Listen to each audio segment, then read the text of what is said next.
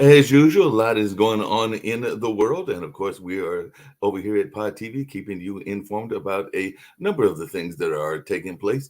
I know that there has been concerns even about the sports world because I was actually reading a story about the Kentucky Derby and they were talking about the amount of horses that went down on this particular race that was this past weekend and all in that space. So, who knows, a significant event that will be celebrating his 150th birthday on next year might not be around because it might be running into troubles because of folks wondering about the safety concerns in that particular sport. And of course, folks are paying attention to a number of the other sports things that are going on as well. And of course, there are a number of things that are happening in the world that are definitely tragic that a lot of people are paying attention to. I was going to try to find out from Steve, and hopefully he'll be coming in later about that region of India that was going through some turmoil of its own and all along those lines. And of course, there are another incident of the shootings that take place in a regular basis. As a matter of fact, there was one in Texas recently. So a Texas gunman was there, and there have been over 200 U.S. mass shootings this year, and there are new details emerging about the Texas shooter, including the fact that they might have been involved in some white supremacy activities as well. So a security guard and an engineer who was shopping was with a friend were among those that were killed. And there are a lot of folks that are wondering about the policies we have with guns and all in that space. So there are a lot of folks out there that are concerned about guns and how guns are impacting our society. I was actually just having a conversation with earlier today on Clubhouse about the nature of what our youth are going through. And a lot of people are concerned around the mental health of our youth. If you think about those that are in their early 20s, they've gone from everything from the incident in New York with the Twin Towers and all in that space, that very prominent terrorist attack, to the pandemic, to a number of other things that are going on in society and all along those lines. So that is some of the news stories that I am seeing, and I am seeing others as well, including one that involved a Texas migrant shelter. So 8 were dead after pedestrians were struck by a car outside of a Texas migrant shelter.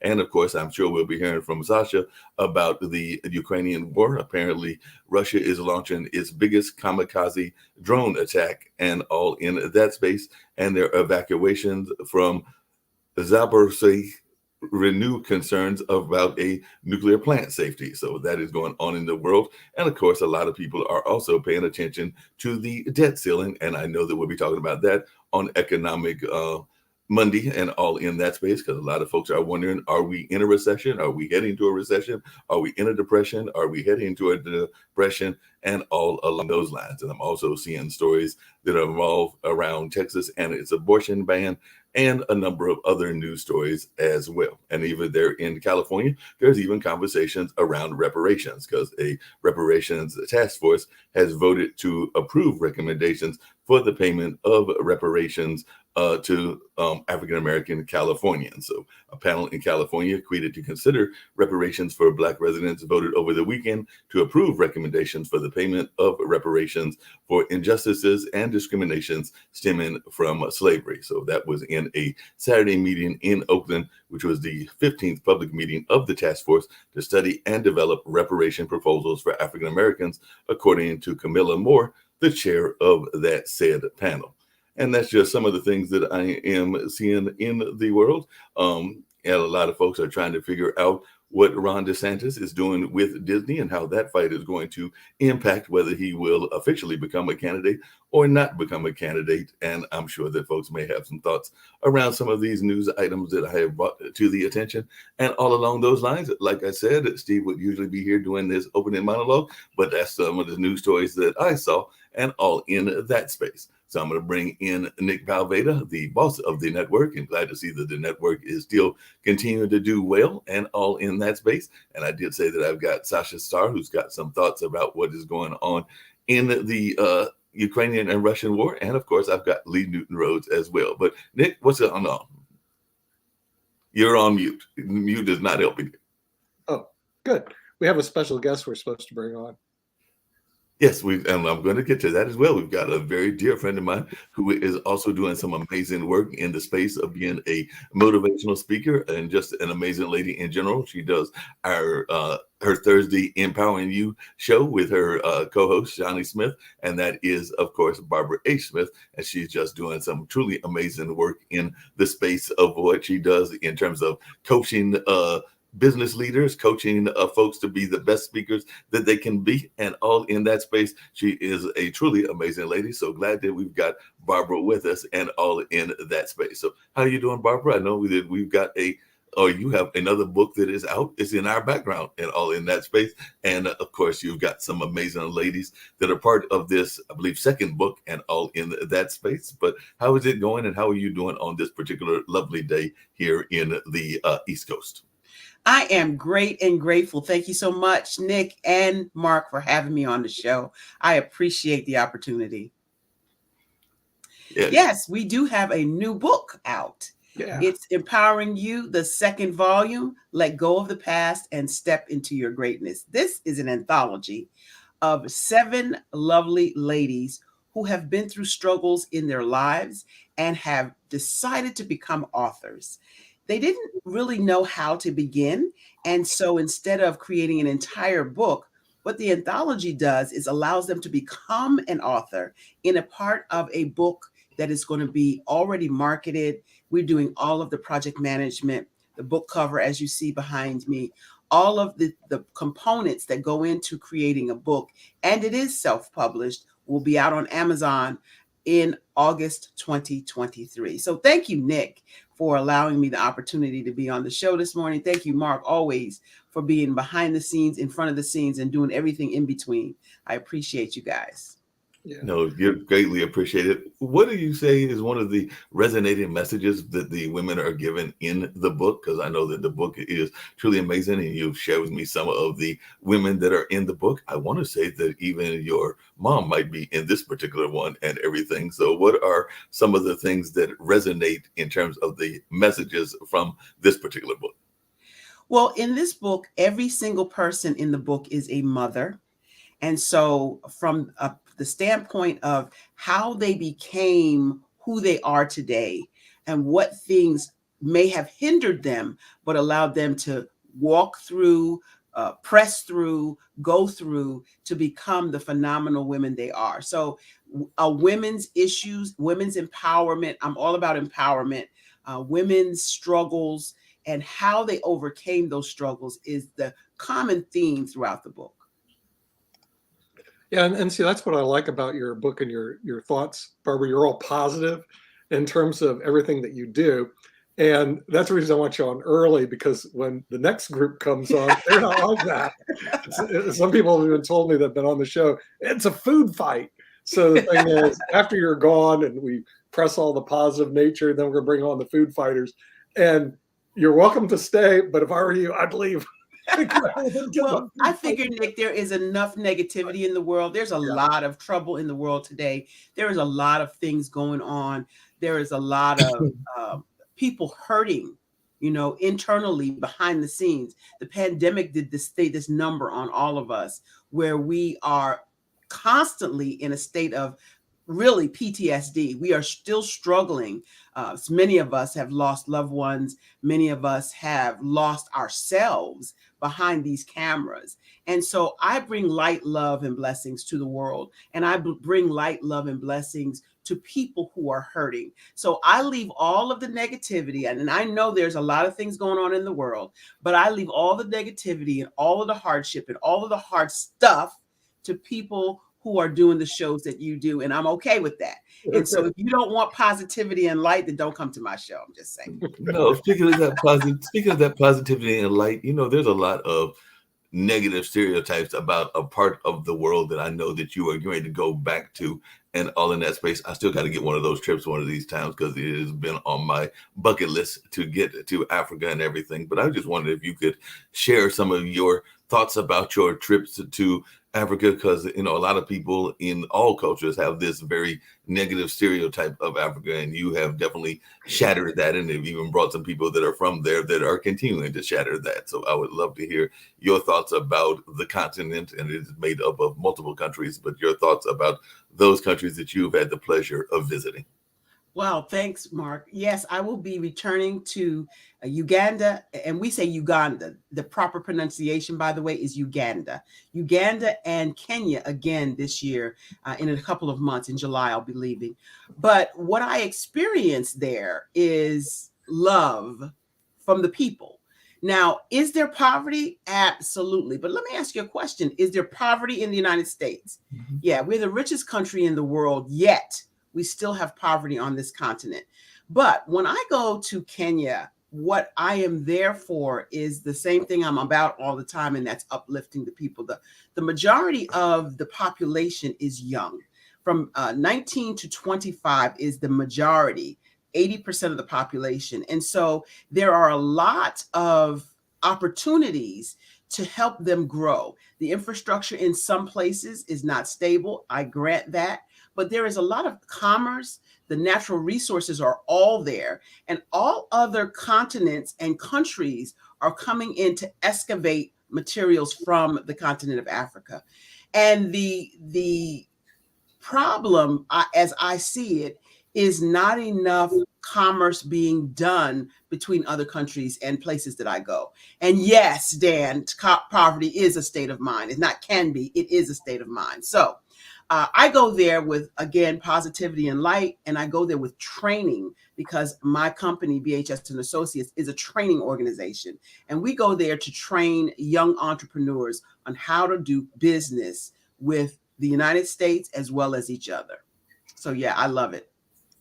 Yeah, definitely. I've got to ask you a teasing question, and it is definitely a teasing question because we're getting ready to get into the political circles, and I know that there are some candidates that probably need your celebrity speaker training. So if those candidates that have a harder time speaking need your services, are you available to help them? Because I do know that there are some candidates that are out there that are probably not the best speakers, and some that may be given a little bit too much hyperbole in some of their speaking, so they may need to tone it down. But I was just wondering if you are available to anybody, whether they are running for state, regional, or national politics. I mean, Steve Rao might be becoming Congressman Rao, so he might need your help as well. So are you available to folks that need the political training as a celebrity speaker trainer? Absolutely, Mark. You know, we learn to talk when we're 2 years old or thereabouts, but we've never really learned how to present. And in a Barbara quote, every conversation is a presentation. So whether you're presenting to one person or 100,000 people, you have to be able to capture your audience's attention in the first few words. And so I'm always willing and able to help other people with their presentation skills. Again, whether it's 1 or 1 million, you have to be able to first identify the problem that your audience may be experiencing, and then tell them why you are the solution. So I help people with those kinds of things. You can reach out to me at barbarahsmith.com, and there's a contact form there. You can reach out to me again, barbarahsmith.com. Don't forget the H or you'll get someone else. barbarahsmith.com. Appreciate that. Hey, Steve, are you ready to be Congressman Rao? And I was going to ask you about that disaster in India if you came on, because I did hear about that this early this morning and all in that space. So I didn't know if you had heard any new news about what was going on. No, I wasn't prepared to talk about that. I've been a little bit behind on the news cycles, but thank you for the promotion from council to Congress. But I am getting addicted to Washington.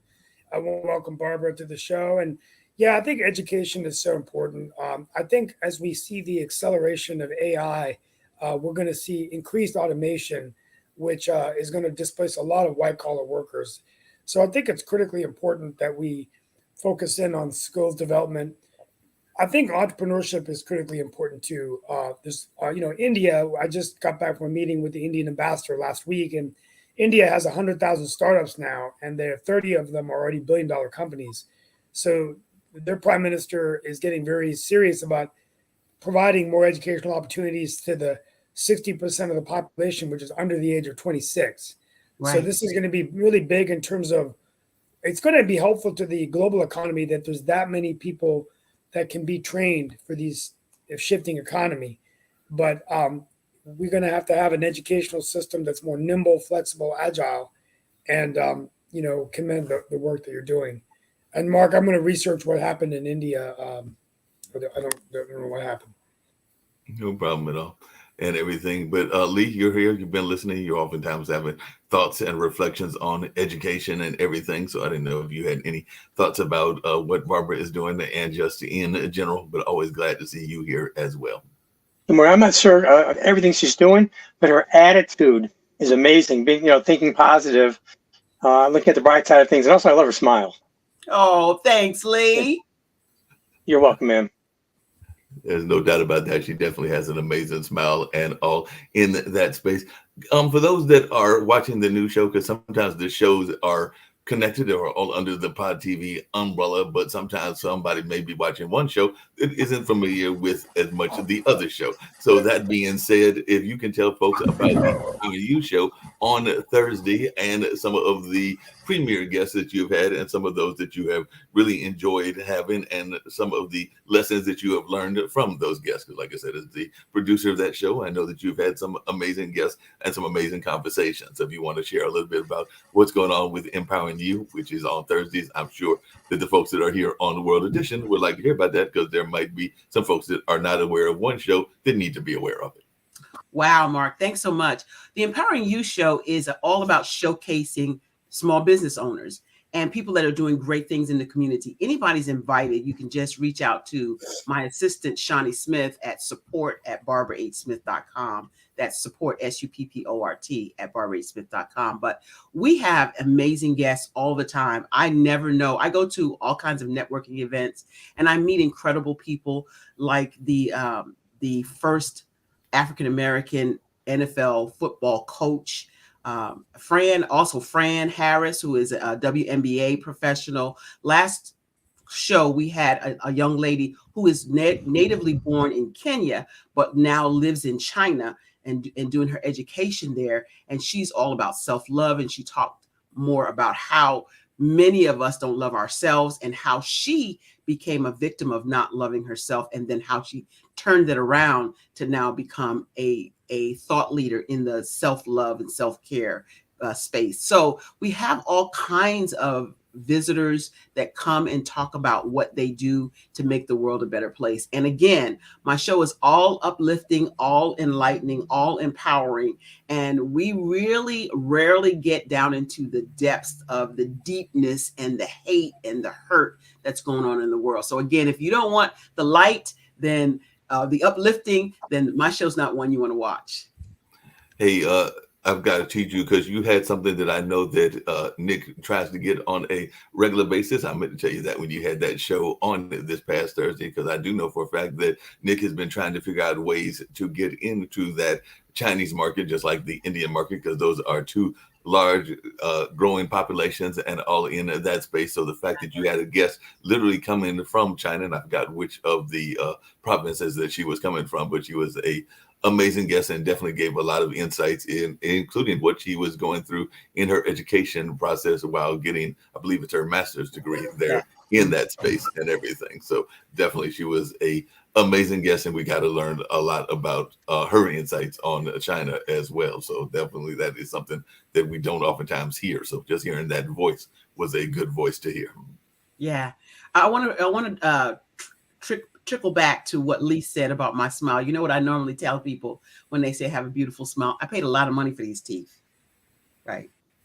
I stayed in the dentist a lot, but I appreciate your compliment, and I do not take it lightly. I appreciate being on the show today with you gentlemen, and I'm probably going to bounce right about now. So that you guys. No problem. The only thing I was going to say is you get ready to bounce, and I definitely appreciate that, and we'll get into some other conversation. But one of the things that you do regularly that I know folks may be wondering about is too often you'll go to hear a speaker and there's this whole notion of the person reading the bio. I know I've been guilty of that at festivals and all in that space, but I try to get away from that, tell a joke, tell something to break the ice. And I love the way that you do that and even get your speakers to do it, because you oftentimes tell them to kind of reimagine their history, but in a positive light. And I know you tell the whole story about being a race car driver at a very young age and an engineer at a very young age. And I love to hear you share that story in the very eloquent way that Barbara does it. I just kind of gave a more succinct version of it that wasn't as elegant, but I do love the way that you get your people to rethink those introductions, because there are way too many people that do the boring, I can pick up the program and read what y'all are reading and everything, and you get them away from that. But if you'll share a little bit about that. Okay, well, I teach how to do an introduction. Many times you go to an event, the biography is already written for you, and you get a chance to read it as an adult, right? And then somebody says, we're going to introduce our speaker, and then more times than not, the speaker, the introducer, will take the bio that you've already read and reread it again. And I think that's disrespectful, because it assumes that adults don't read. So what I do is teach how to do an introduction, and an introduction is maybe 5 lines or 6. Something about the speaker that's coming up that you might not know, something that intrigues the audience so that they will be on the edge of their seats to talk to you or listen to you when you speak. So my introduction is written out on a large piece of paper attached to a clipboard, typically if I'm in a live presentation, and it goes like this. Coming to the stage now is a woman who was an engineer by age 3, an instructor by age 8, and a race car driver by the ripe old age of 16 years old. Help me welcome Barbara H. Smith. Done. Intro done. Now, what that does is people are going, oh my God, how was she an engineer by 3? And those 3 things are stories from my past. They're the headlines of stories from my past. So the one you mentioned, Mark, was the race car driver. Mm-hmm. And so I go into the story about how I was 15 years old. My father has his own business. He bought a car that happens to be a 1968 Plymouth Barracuda hatchback with a Hemi engine. The men are drooling, and you're sitting there, and all of a sudden, now they're really interested in what you have to say. The end of the story is, I parked the car in my driveway. I sat in it and became a licensed driver at age 16. Ladies and gentlemen, a 16-year-old race car driver. It was a race car, and he bought it, and I drove it. Makes sense to me. That is a truly amazing story. Yeah, we it's a strategy, and we take your stories. Everybody has them. You take your stories and come up with 3, maybe 4 headlines that are intriguing. Like my sister's, one of hers is, we used to have a scooter at our house, and she crashed it into the garage, right? And so when we were going through what she should say, her title was, she was a crash dummy at age 8. It's interesting you said that. And then, you like that, did you, Dan?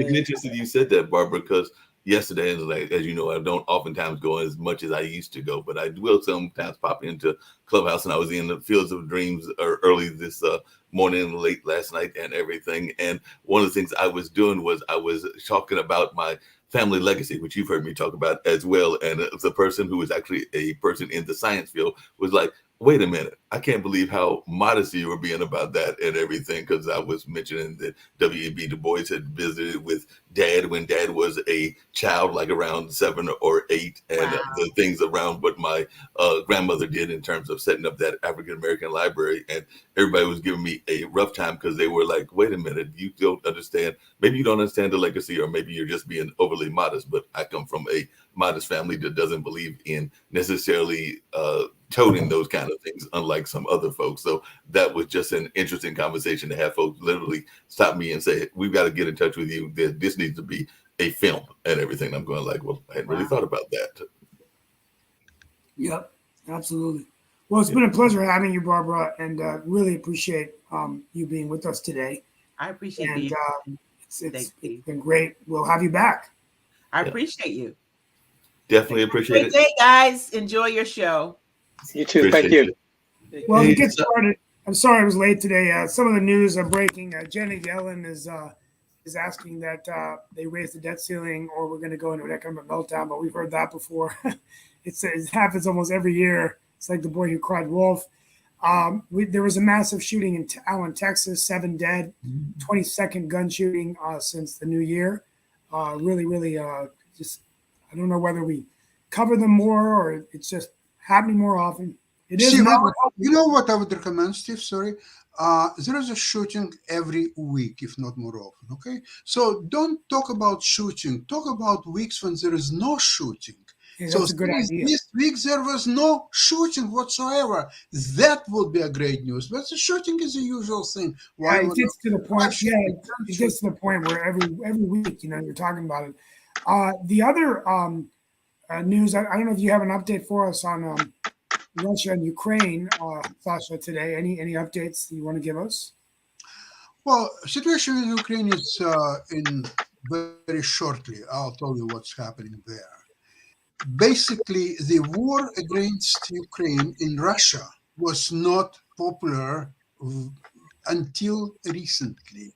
What's happening is that people realize that the life is getting worse and worse. The future of Russia is very uncertain. Their own future is very uncertain. So we might as well try to do everything possible to win Putin this war because, okay, he might be son of a bitch and so on, but the war is already there. It's not, there's no referendum of whether to start war or not to start war. It's already there, and there will be one of 2 outcomes. It will be a victory, which will help all of us, regardless what Putin, what bastard he is and so on, but still it will be good for all of us, or it will be the losing side of the war, which will be extremely bad for all of us. So it's nothing to do with Putin, it's nothing to do with reasons for this war or so on. It's just becoming existential war. For Ukraine it was from the day one, and now in a way for Russia as well. So it will be very easy for Putin to pull off new 2 million, 5 million mobilization efforts or so on. The only thing is that they don't have any ammunition to fight with. So they will send this human meat to Ukrainian meat grinder. So they will go through more meat. Shovels and pitchforks. Shovels Sasha? and pitchforks. Yeah. Dan, Yeah. there's a podcast that's out. Robert Kennedy interviewed Douglas McGregor. It's worthwhile to listen to. It's a little over 30 minutes. It's concerning the Ukraine conflict. It's fascinating.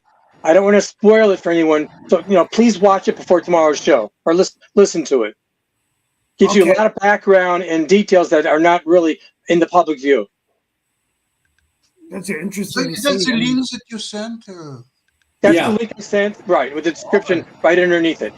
Okay, good. We'll do that for sure.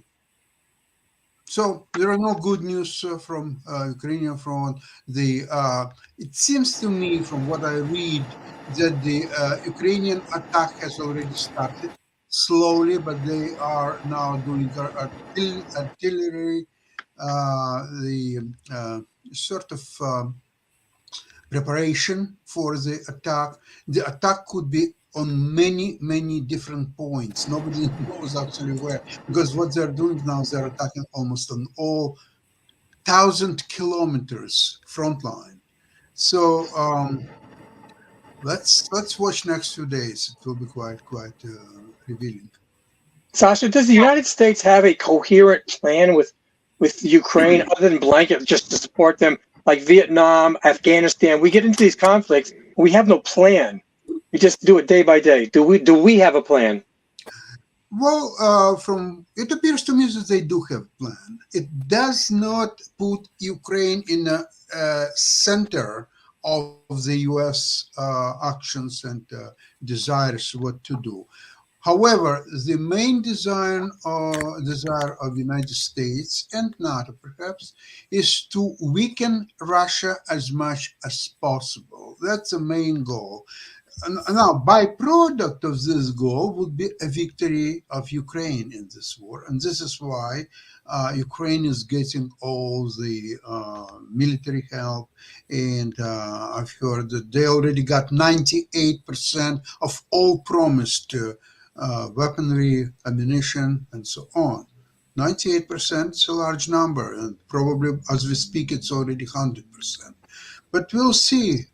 So to weaken Russia, so in next 50, 100 years, it will never, ever be able to do what they've done in Ukraine. That's a major goal. Thank you. You're I'm trying to welcome. look at. Did you all watch the coronation? I skipped it. Royalty's not my thing. I don't want it here, and I just don't have an appreciation for it. It's funny that my son said the same thing watching it. 18-year-old, or going to be 18 this summer. That why are we watching all of these things about monarchs when we, Britain took their wealth from all these other countries and colonialism and as a youthful who actually likes studying government and history, was quite surprised that everybody in the family was around the TV watching King Charles. And I think there's just something about people that like the drama of the royal family. 20 million viewed it around the world, I think, or at least in Britain. But, it is what it is. I don't know really whether the monarchy has any is going down in popularity so much. I watched it. Yeah. Also, Steve, interesting, the Commonwealth, they said, had 2.6 billion people that are part of the British Commonwealth. Okay, so I had to fact check that because I thought, oh, that's a lot of people. And they're right. There's 2.6 billion, like in billion, like more than actually, India is part of the British Commonwealth even today. It's not more of a social club than it is a real integrated force. But India, Pakistan, Canada, Australia, they're all part of the British Commonwealth. So they didn't have 20 million; they had 200 million people watch it. Okay, so when you watch this thing, it's right out of medieval times because they're coronating they're crowning. My wife corrected me. They're crowning the king, and they haven't done that in 70 years. The king of England or the head of the Commonwealth. Passing of the grenade. Whatever, yeah, passing the grenade. But you can't ignore 2.6 billion people that are supporting it. With that, yes, it's right out of medieval times, and it is what it is out there. The United States is not part of the Commonwealth. You are. Good Kentucky Derby today. Canada is part of Commonwealth, and there was more than one referendum that Canadian people want to keep the Queen at that time, now king, of course, and so on. I think there is of course, it's all symbolic in many ways. However, it almost assures you the noble person as the head of the state, instead of a situation like in the United States where somebody like Donald Trump can become a president.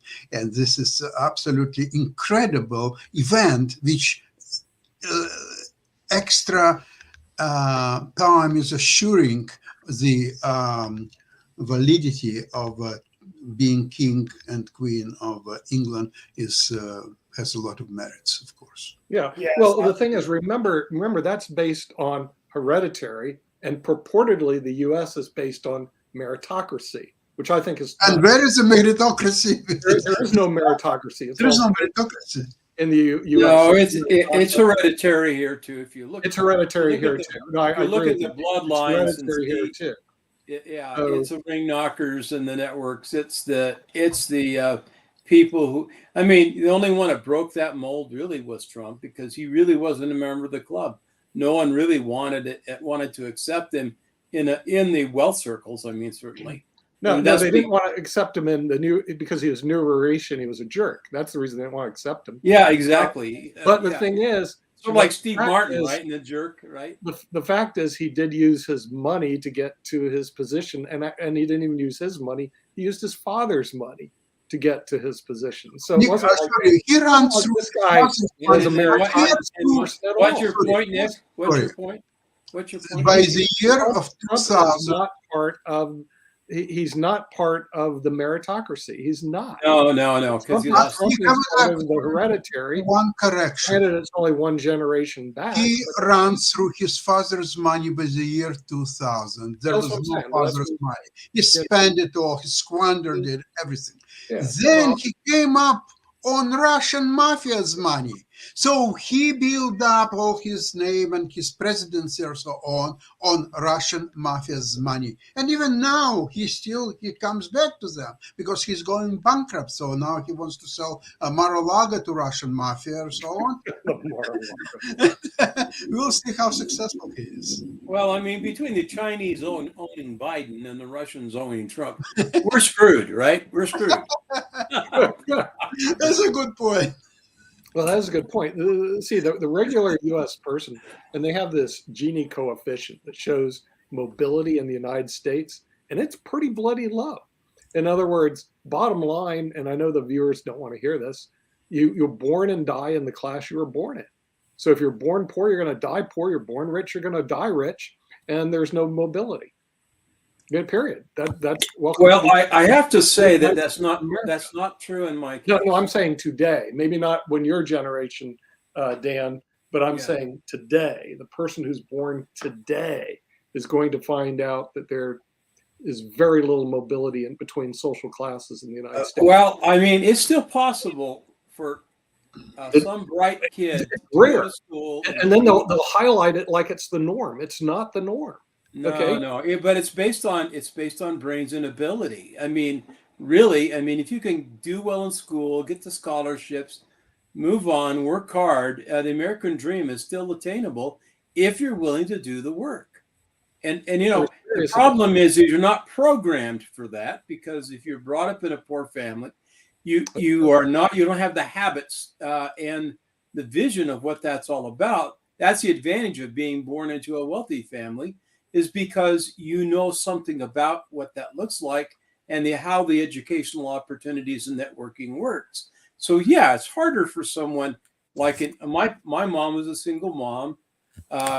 She was 15 when she had me, and I've just been very fortunate to move up and get education and to make a life for myself, and that's because of the American dream, the American opportunity.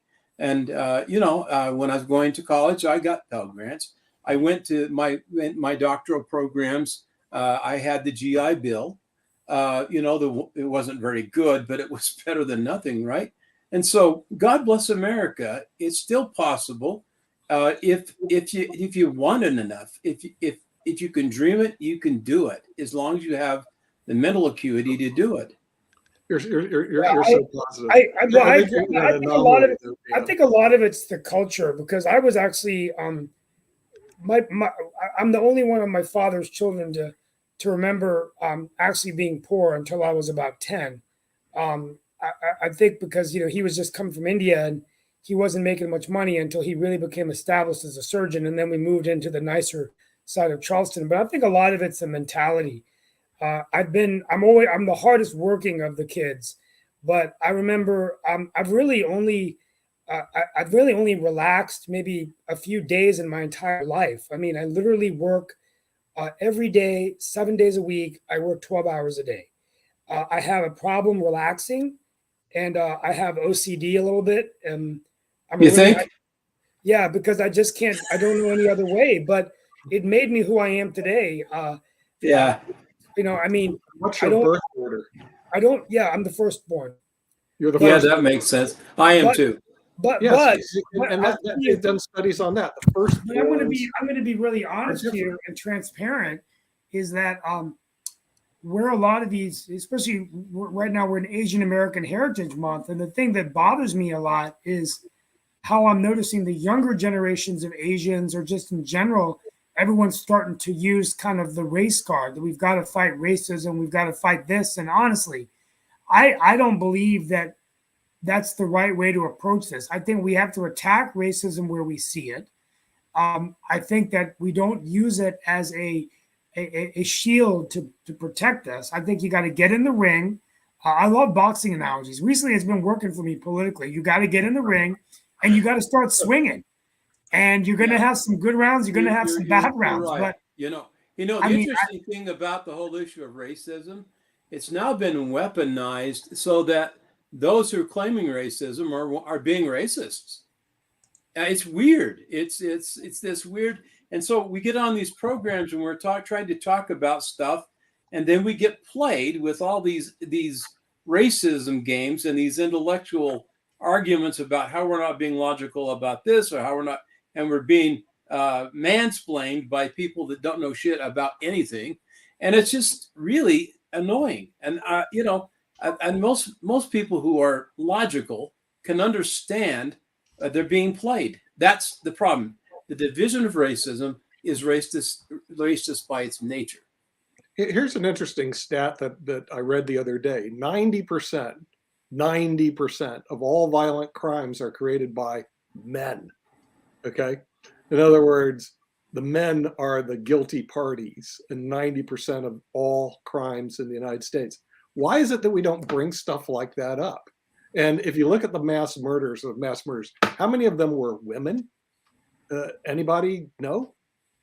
Anybody seen one? Steve, Dr. Dan, Sasha? Any of these mass murders women? No, LaBelle, mate, but that's just 2 kids, right? Wait a sec. In this article in Chess Magazine, where we discussed with Nava why men are better players than women, Johns Hopkins University, which did research quite a bit on the subject, they came out with the idea that among men there were much more geniuses than women, which is true if you take history of sciences, music, poetry, just almost anything. On the other hand, there are a lot of more criminal minds, idiots, and simply mentally sick people among men. Psychopaths who go Psychopaths, just name it. Like Biden.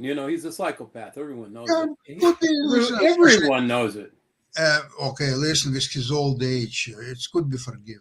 No, he's been a psychopath all of his life. If you go back and look at his history and his lies and the things that he's done, Listen, no, it's not a criticism. Most CEOs of companies are psychopaths. Absolutely. Dan, you have to prepare to live with him for another 5.5 years. So what can you do about it? I don't think he's going to live that long. Steve, when are you running for major office? We're waiting. It's even worse because then Kamala will become president. So actually, Biden is keeping us alive from Kamala Harris' presidency. No, that's true, and that's his noble mission. He should dump her actually and get someone legitimate, just because he could die. I mean, why put the country in peril by having her as the VP when everyone knows that she's an idiot? I mean, it's sort of like, get somebody that can actually do the job just in case you bite the bullet. Wouldn't it be funny if we went back? I never thought about this. If we went back to the way it was during the founding years of the country, where the president and vice president were the top vote getters. Well, you know what? That'd be funny. What if it was Trump Biden or Biden Trump? Oh, that'd be hilarious. They kill each other. They kill each other. No, maybe they'll end up getting along. They probably would. Here's a really great idea. Why not? Biden needs not one; he needs 2 vice presidents, because the chances are that he's not going to survive. How about this? So he will have Kamala will become a vice president, so she'll become president. I got a great idea. If Trump, vice president will become vice president. If Trump lost to Biden, he could make Trump Commerce Secretary. Because Trump's a good businessman, right? Well, he's been. Well, some people say. No, hey, how about this? Robert Kennedy as his VP. Put a Kennedy in there. Yeah. Kennedy. It takes him out of contention, and he's a capable guy. Yeah, I think he might be gunning for something in the administration, but I don't know who else they would have I tell you, the other good vice presidential candidate who's actually been named as a presidential candidate is Nicole Raimondo, or Gina Raimondo, who is the Commerce Secretary. She's very smart. She was the one that was responsible for the CHIPS Act and stuff, and very popular across both. Very moderate Democrat. Was the governor of Rhode Island. She'd be a good VP. I mean, they do have certain people in the administration, or you could bring in someone with a military background. Although, you know, I don't know who there is, but I think it's. I think Kamala is definitely unpopular, but I think they're definitely giving her more opportunity to be front and center of things, so that way, in case he doesn't run again or gets, pleads the 25th Amendment because he invokes 25th because he can't serve anymore. Hey, I know who. Caitlyn Jenner. Oh, then you get. That'd be a good What's that on choice your for him. shirt? What's that thing on your shirt, Steve? It's my Morrisville shirt. It's just so hot today. I just didn't feel like wearing a tie. It's a Morrisville shirt, yeah. Yeah, my bad. Well, It looks good. I like it. Well, sometimes in the spring I don't wear the tie because it's just getting so hot out there. I ran a couple miles this morning. It was already like 80 degrees. So, but anyway, other things going on in the world. We're going to talk today at 11 for a few minutes. I'm going to have to leave early, but we're going to talk about the debt ceiling. This is the classic cat and mouse game.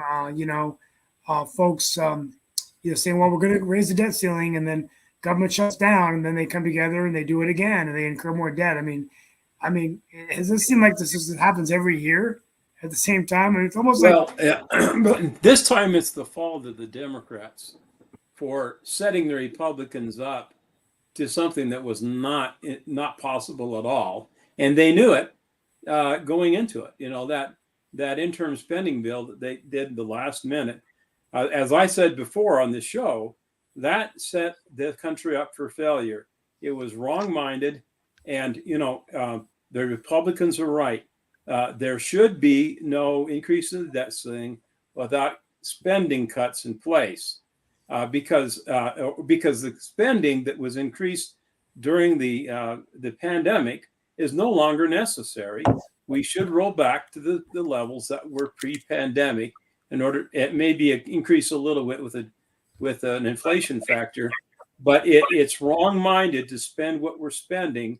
The reason our currency is in peril is because of the wrong-minded spending policies of the United States government. Most of that right now is on the Democrats. It's not like the Republicans haven't been here and done that too. But the Democrats are definitely got a lot of egg on their face over this, and it's created havoc with our economy because of the choices they've made. It's got to stop. absolutely. I don't understand. I do understand it. It's like, I don't think Joe's at the switch at all. I think it's his people. Because Joe's not the switch because he's not capable of being the switch. And they're pushing this as aggressively as they can while they've got the time and the power to do it. But it's going to backfire on them because people are not stupid. They can see what's going on, and they understand with their pocketbooks, they understand that this is a failed policy and it shouldn't be permitted to go on. If you listen to David Walker, this is the existential crisis in America. It's about our spending. And China and others who have bought our dollars and that kind of thing in the past are not going to continue to do that. It's going to create really, really serious problems with hyperinflation. It's going to weaken the dollar and cause more people to go to the yuan and BRICS. It's wrong-minded, and the politicians have to wake up and smell the roses. Yeah, I mean, in terms of the danger of just I think we don't talk about it enough, but the value of the dollar, not going down, and the economy hit from so many years. But I will say this, that was going to be my final remarks, but despite all of these things that we say, and Fareed Zakaria talked about this yesterday on his show, the United States of America always manages to do pretty well. I mean, despite, China's rise and all that stuff, it's really been still continuing a higher percentage of our GDP, higher percentage of economic growth. The U.S. has always managed to stay relatively at the top. And then the other thing that we don't talk about enough, which is concerning, is whether protectionism and tariffs and build in your own country, which both Trump and Biden have sort of moved towards, both presidents on that page, does that hurt the American consumer? Because we often forget that our iPhone, for example, all the profits are made in the US, but there's so many parts that are made from different parts of the world, right? But now we're going back to saying, well, let's manufacture more in the US, let's put tariffs, and that's going to drive up the cost up of our own goods for our own consumers. So I wonder whether, that's there. I don't know. I mean, I get confused sometimes understanding. Well, but there's got to be a strategic balance in production of American goods, so we're not so reliant on foreign sources. And this is true in chips and pharmaceuticals and other things that are strategic to our interest in the future and sustaining ourselves, because it's not good to be reliant on those economies that are our sworn enemies that want to destroy us. Why would we set ourselves up for failure? The electric cars, for example. Do you know that most all of the minerals, major minerals that are needed for the electric car production are sourced in China? That's stupid. We're giving our enemy the opportunity. We're actually funding them to compete against us. Why would we do that? That's why helium makes more sense, because we can produce our cars here. We can produce the structures here. We can produce the support systems here. Helium's the most abundant substance in the universe. And, here we are trying to, burden our grid with these electric cars. It just makes no sense. Well, and I think, recently I heard the DOT secretary on the same radio station that I'm a commentator on, WPTF, talking about transportation in North Carolina. And I was just listening to it on Friday night on my way to an event. And, what's interesting, what he said was that this is the big dilemma in North Carolina, whether or not, as you put more fuel efficient electric vehicles in the car, how do you tax those? How do you generate revenue? Because predominantly all of the revenues come from the gas tax. So as gas tax revenues go down, that's less money in the pot for roads, for transit. Yeah, hydrogen solves that problem. Well, it's a big problem in North Carolina. They're so far in the shortfall now that all the road projects getting delayed. So we have to look at what are the revenue streams for electric vehicles. Just having a lot of electric charging stations isn't going to solve the problem of generating the revenue to fund those cars on the road. And we never tax the charging stations. Tax the charging. I mean, there's also one thing like they're doing a pilot program where vehicle miles traveled, where you would charge based on the number of miles traveled. So those who drive more will pay more of the tax than those who drive less. I don't know. They're using this in other states, but the General Assembly of North Carolina is looking at this because this is a critically big problem right now in the state. And then the more you push for transit, you take cars off the road. Does that affect your revenue for roads, right? So charge for transit. Yeah, I mean, we're 400 million. And that affects the impoverished, right? One of the reasons you push for transit is so the impoverished folks can get around. Impoverished and those that don't necessarily have other means of getting there. But sometimes it's the poverty, and there are definitely a number of folks even here in Durham that use it to get to and from. I mean, throughout the United States, and I imagine other parts of the world, there have been free transit for a number of years, but that gravy train is about to end, like a lot of other things, because it was a pandemic related activity and all in that. Well, okay, I have news, Mark, for you and everyone. Nothing is free. Nothing. It may don't get charged for a ticket, but you're paying for it one way or the other. Yeah, we're all paying for all this bullshit. And the thing is, we need to all know that and be realistic about that and make decisions based on smart business models. And I hear the pain of those who are in poverty, but the poor will always be among us because they tend to continue. And see, everyone has opportunities for growth and development in this country. They can all move forward. They can all learn, except people who are just latently not smart and can't do it. I mean, there are some people that are like that, and I admit that. But what is our duty to people that don't want to contribute to the I mean, part of it is we have to remodel the education system, and I think that's what Nick has been talking about, because a lot of the stuff is outdated and is not necessarily relevant to today's times, and it definitely is, even in some cases, antiquated. I had the pleasure, and hopefully you'll go back and watch it, Nick, of interviewing King Randall. King Randall is a young 23-year-old African American that started a private school in Albany, Georgia, and he brought up some issues, and it's actually a Christian school, Dan, that is what he formed and everything. It's called the Nice. ex-preparatory school, and he talks about what he is teaching, and a lot of it is religious based, but it is also very much family value based. And even he was teaching some of his students about firearms, because he was like, well, you know, if they're going to have guns, they might as well learn how to operate the guns. Don't use them safely. How to operate them. Huh? Well, yeah, use them safely. Yeah, exactly. With YouTube right now, it's possible to learn practically anything that you want to learn. If you want to learn and want to know about it, go online, take the courses. It's free, and learn.